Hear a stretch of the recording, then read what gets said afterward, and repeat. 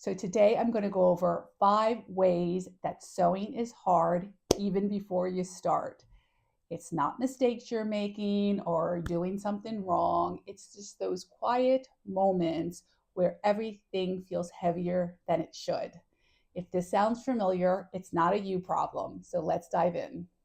Okay, this is something I didn't understand for a really long time. I used to think that sewing was hard because of the sewing part, the machine or the techniques, or I just wasn't being careful enough. But to be honest, the difficult thing about sewing starts way before all of those things. And it's something we really don't talk about enough.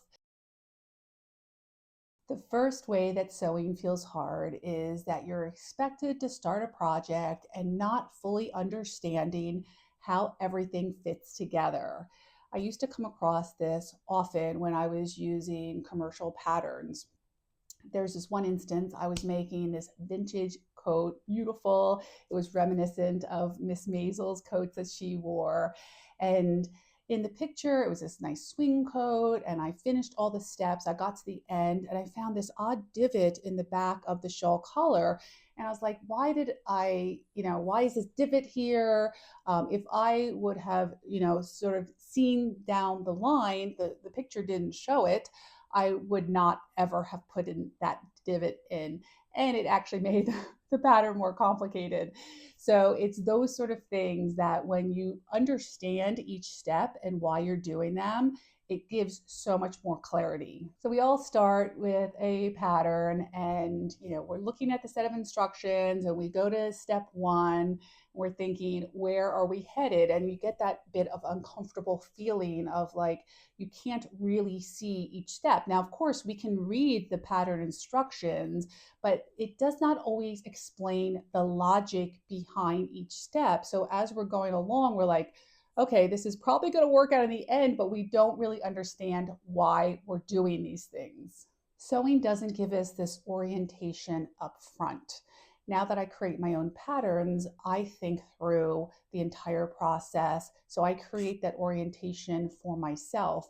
But sewing patterns doesn't do that. They expect some level of knowledge of how to put garments together. And probably 100 years ago, people did understand this. They understood how garments were made. But particularly for beginner sewists, we expect the instructions are just going to get us to the end result we want. But in the meanwhile, we have this feeling of discomfort the entire way along because we feel like we're just blindly following instructions. So that little tension you're feeling at the beginning of a project, it's really you just wanting to have that context of how every step fits into the next one and understanding how this garment is put together and why. And that's not a flaw, it's completely normal. And here's a sneaky one. Before you even sew one stitch, you're committing to things. Cutting is a commitment. Your fabric choice is a commitment. Which size to choose is a commitment. But none of these are framed as a decision. They're framed as prep. So you move forward with the steps because you're supposed to. And only later, when things feel a bit off, do you realize that you have locked into this decision that you didn't realize. So then you go to the fact that, oh, my sewing skills aren't good. I made some kind of mistake. But you weren't warned when decisions really matter. But a lot of difficulty comes in by not being told what really matters. You're not being careless, you just weren't warned about these decisions that you are making. And if you are finding this helpful, you might want to subscribe because I put out similar content every week. Now, this one messes with people emotionally. They're reading these instructions that have such a tone of confidence. Sew this and add that, and it sounds so matter of fact. And then we feel this unease, so there's a disconnect. That is one of the reasons that I stopped using commercial patterns because even if I read them today after sewing for decades, I just have no idea what they're telling me to do. And so you're just blindly moving forward. And then maybe two steps down the road, you realize that, okay, wait, I actually didn't understand that. I did something completely wrong. So there's this disorientation of the way these patterns are written. So it's not you, it's not me. Um, that's why I decided to move into pattern making and creating my own patterns, because now I've carefully thought through how I need to make any garment. So that is one of my beginning processes. I sit down, I think through, okay, so I need to do this seam first, and then I'll add that one. And then I might be like, wait, no, that's going to cause a problem down the line. So I'm thinking through this process and I understand how garments are made. So it's a lot more reassuring when I do this. I've also created the order of operations guide that I use for myself, and I've created a free download. You can get the link in the description below. And this one might be the biggest one, that hesitation before we begin. So, do you pause or hesitate before beginning a project? And if you do, you think, oh, this is a bad sign, maybe take it as an issue with your skill. I just still do this when I'm starting a project. I will find everything else to do. I have to tidy my table. I'm like, oh, let me change my thread. Oh, maybe I put a load of laundry in. So I'm always finding something else to do before I start that project. I do the same thing, oddly, with reading. Anytime I finish a book and have to start a new one, I am so hesitant to pick that new book up because I'm afraid I'm not going to like it. So and that's not about skill.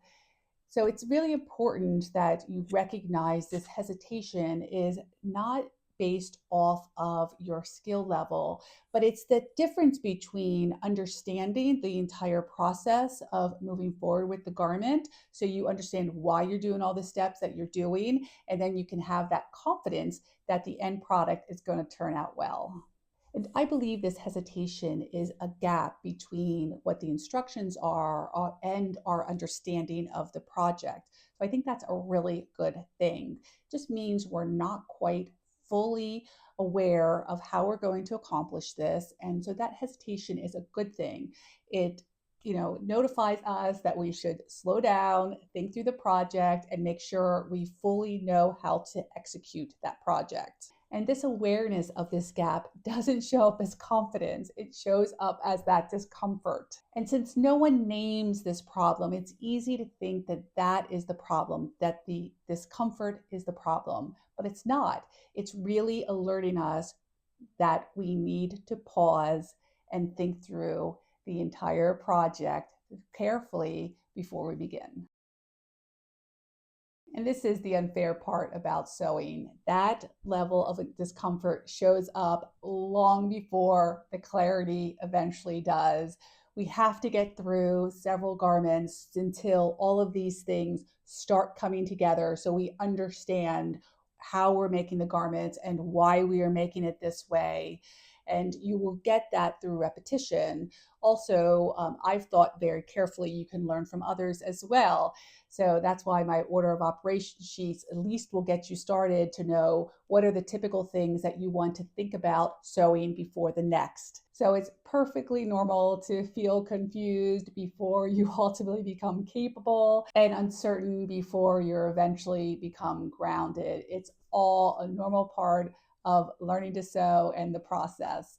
Not really a fun one to go through, but one that we have to push through. And once you realize why sewing feels hard, even before you start, other things start making sense.